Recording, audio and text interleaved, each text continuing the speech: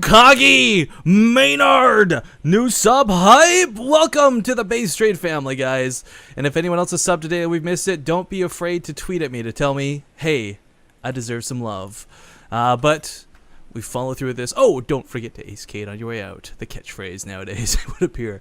But we find ourselves on Frost here in game number 4 in what could be the deciding game to see if Major goes on or if Polt falls to the loser's bracket. We'll see what happens. We've had a lot of upsets throughout, not just today, but yesterday as well, so it's anyone's game, quite frankly, at this point. I'm Rifkin casting with Zombie Grub. You're watching the IEM Sao Paulo Qualifiers. Spawning here in the top right corner of the map, though, he is blue. He is Terran, and he is Major. You can find him on Twitter at Major_SC2. In the bottom right, as the red Terran, it is CM Storm Polt. Gotta say, just side note, before I put his Twitter in, I love the logo of CM Storm. It looks so cool, especially on this Game Heart overlay. But yeah, find him on Twitter at CM Storm Polt, and I believe I forgot to turn stronger team colors on. Son of a gun. But that's okay, because we still got the cool logos for both CM Storm, as well as IEM. Where is it on this one? Middle, there we go. Big thanks to these guys for letting us cast the event, and I hope you guys have been enjoying it so far. We've had a lot of good games throughout the past 2 days, and we're getting so close to the end. And while one hand it makes me a little bit sad, the other it makes me incredibly happy because we get to find out which 4 players actually qualify to represent North America in the IEM Sao Paulo, Brazil, the actual big ass tournament. Oh, actually, when is that happening? I haven't even checked that. I don't know the date offhand, but they've still got the qualifiers for Korea to go through, the China ones as well as the C ones, I believe, if I'm not mistaken. Maynard, by the way, the man with the dreadlocks, the guy we shout out earlier for subbing to the channel. First off, much love to him once again. But he will be casting those actually with a very elegant sounding British/Australian man known as Fenner. I don't know when those are going on, so I can't plug them any further than that, and I do apologize, but I do know that those two will be the ones casting it, and they're good friends of ours, so I am very glad to see that they got the casting gig. At first, I was like, oh, we can't do it. Oh, who got it instead of us? And I was like, them? I'm like, oh, okay, that's fine. That's not a problem. I tried to Google it, but I'm failing at it so far. Oh well. All right, well, focus on the game here. Major, man, Polt was definitely, I think, the favorite in this series in a big way. Not only were the fans in chat cheering for him, but Major coming into this is just statistically the underdog. Really, really would be impressed if he takes this 3-1 over Polt. I mean, 3-2, maybe that's something you conceive of, but 3-1 over a player like Polt, I don't think anyone would see that coming. And this could be the major upset he really needs to get a lot of attention. Well, you know, if Polt does something that fails again, then that's going to be that, right? Like, Major's always managed to get somewhat of a lead in the early game, and what we see here right now is, yeah, it's a really effective poke. Usually the Marines are standing right there, not on the high ground back there, so I don't know how effective it will be with the wall off. Yeah. Well, gonna get the SCV, well, at least buys time for the starport, actually gets the SCV. Reaper will continue through, and here comes the Marine from behind. They get in. This is such an awkward location for this to fight. We go out, he's getting kind of around the barracks, gets a Marine, the SCV still standing, but Major could potentially kill these Marines with the world's most perfect kiting, but of course, it's hard to perform the world's most perfect kiting. Yeah, still gets a few SCVs, and I think he'll be able to get out of there. No. Oh, no, it does not. Just barely goes down. Puddle of blood. Unfortunate, but that poke was really... It was still well worth it. I mean, it was still worth it, I feel. Like, 1 SCV, 1 Marine, 1 Reaper. It's not the biggest investment. And he also got good scouting. Let's not forget that. So he knows exactly what Polt's doing. And once again, I feel like Major's going to be going up to that Raven, which has been so effective in denying everything from Polt. Yeah, and just to address something, I guess I missed whatever just sparked this conversation, but boys and girls, the one thing I do pride ourselves on at Base Trade TV is, like, we're a community channel for the community, by the community, with the community. I mean, we can't keep up with chat today, and there's a massive delay on stream as required by IEM.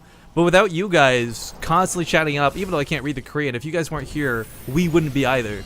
So we're as much a part of this as you are, and I want to thank you guys for tuning in.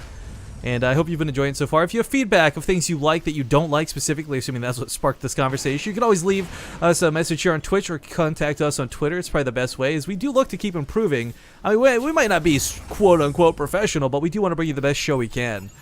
All of that mumbo-jumbo aside, though, Polt is a little bit behind on getting his command center down. Major's already finished his, but he's not transferring it over. Well, he wants to make sure that he doesn't get caught trying to defend two places with the Banshee. So Yeah. I actually like it. Like maybe he can defend two places perfectly fine, but you're almost guaranteed to defend one place perfectly fine when you get up to this Raven as fast as he does. Major opening Raven first every game so far too. This defensive sort of position has worked out well for him. Polt, of course, doesn't know if a scan's coming. There's a scan locked and loaded with the Raven coming out. Not going to be necessary. Yeah, needs to be careful not to go to the edge, of course, because the Banshee does outrange them on the edge. Polt will be very aware of that. But I really think Major not only does like to play defensively, is just like in general, but Polt always opens up Banshee. He's very aggressive with the Banshees usually, so they'll also be playing a little bit to the player. Barely doesn't get the Banshee.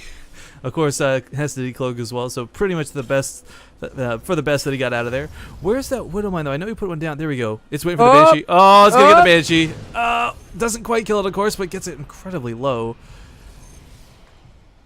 Man, Widow Mine's going to be so volatile. This forces both the Banshees back from Polt. He's making that third one. I don't know that. I would hope he doesn't go in the fourth. Like, if he invests in the fourth one, I just think that would be almost foolish with the way that, not just this game, but that last series, or the last game had gone as well. For most Terran players, it's 2, and if it's effective, it's 3. But if it's not effective, you just skip the third one and try and go something else. So I'm really surprised that Polt, not only this game, but last game too, went for that third one. It's supposed to help out with this push that he does, but both times also, Major's been able to push us back, with relatively little problem. Well, there's 2 tanks to defend this. It's going to be very difficult for Polt to actually push in to actually do real damage, so to speak. But if he can get some map control started, maybe just to start. Like, you don't even have to siege up and like fortify down, but at least make sure your opponent's not moving out anytime soon. Like that's what's really going to buy you a good spot in this game. But instead of doing that, he's just going to go scout. Unfortunately, this means the Marine will probably be slaughtered. Poor guy. Yeah. Okay, Polt does pull back. It doesn't been really effective for him, in most games, so I don't see why I would do it again. But he has a poor little Marine there. The third isn't on the way. Do you think Major's going to go for mech again? I mean, Frost isn't a terrible map, but most people thought it was, but then a lot of people were showcasing, no, you can go for mech on it. I think Major showed us that the map is going to be irrelevant if you know how to pull off mech. I mean, he pulled off quite well on Derelict, and if he is going to go mech again, which it does kind of smell like it's going to happen. 3rd CC coming down. Still no extra factories, no armories, though. So, I mean, Major's is one of those few Terran players, right, who can do both, like, effectively, too. It's just, again, mech was working for him, but he's going to go bio. Okay. Well, that first game, he lost, remember? And that was when he went bio, so the mech seemed to be working out. But, again, some people think that Frost isn't, like, a great mech map, so they choose not to go for it. And maybe Major's on the same, I'm not gonna lie, I was kind of hoping he'd be like, screw it, caution to the wind, I'm gonna be meching a badass. Well, the Banshee also went down in the main, so Polt is now down to, is he down to 1? He's down to 1. And Major also went for the counter Banshee again. Hasn't done anything yet, so it just popped out. He's been cleaning up the Banshees around the map too. Every Banshee he picks off is one less that he has to worry about covering his tanks from. Polt is really not got a lot of army supply here, but he has set up for a flank. And this is something that very unique and very special that Polt does, and he's always able to come for multiple hits. Tanks do siege up, but unfortunately 2 have gone down by the time the first volley goes off. And it looks like with the no projectile from Polt's tanks, oh no, if he was focused firing instead of shooting the auto turret, that's the strength of the auto turrets. Polt automatically went for Marauders. You're not supposed to go Marauders when it's Marine tank versus Marine tank. That's why it's Marine tank versus Marine tank. Marauders do not have high DPS, so the Marines of Major would always have to out DPS that attack. And the tank goes down, unfortunately. It's weird to consider too, guys. Like right there, this could be what critically changes the game. Because Polt was auto-attacking the tank, then the auto turret came down and drew the attention away. If this one tank stands, this could be it. I mean, it's not. He's still got all the Marines to shoot through. Don't get me wrong. Like this, it's a snowball effect that comes off of this. Command center goes down, and Major is looking to be in such a good spot to take this game. It's not over yet. Finally goes back, but can't kill the tank because of the point defense drone. Good game. Polt will drop down to the losers bracket and fight against Huck in the last best of 5 we have tonight. Oh my god, I wasn't expecting Major to 3-1, 3-2 maybe. But 3-1 against someone like Polt. Big congratulations to him. He will be going down to face Huck with an H. That is, okay, gonna be a TVP to end his night. I don't know about Huck's, but Polt's TVP is really good. But let's give Major that qualified badge, guys. He is the second player today to be qualified to go play in Sao Paulo, Brazil. Him and Hello Kitty. We're going to take this time to throw in some proper ads while we wait for this. So I want to thank you for watching. Again, we're testing the waters tonight. Well, we won't see if this was worthwhile or not till a couple days from now. But we're not playing games we're not playing ads between games in the hopes that simply you wouldn't mind turning your ad block for between the series. If this works out, then this will be the format we adopt from now on, instead of trying to scrape by every cent we can get, greedy esports dollars and all that. But Puck, Huck, Polt, and State. I don't know the update on the other side of the brackets, but those are the 4 players remaining as I speak. We'll see who makes it through. 2 more are left.